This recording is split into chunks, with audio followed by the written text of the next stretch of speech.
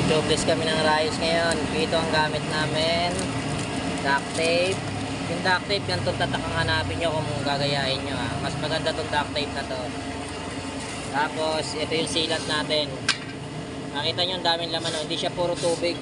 Yung iba kasi puro tubig. Oh. Ayan, daming mugmog. Oh. Solid yung laman niya.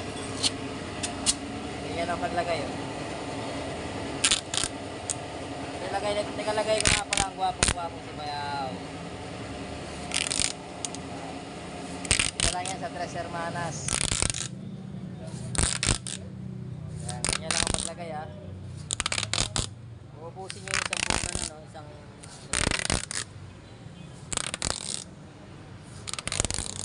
Ayan, okay na yan. Tapos kakapit na lang yung gulong. Ito yung gulong yan. Dito lalagay sa Rusi Copy Reset.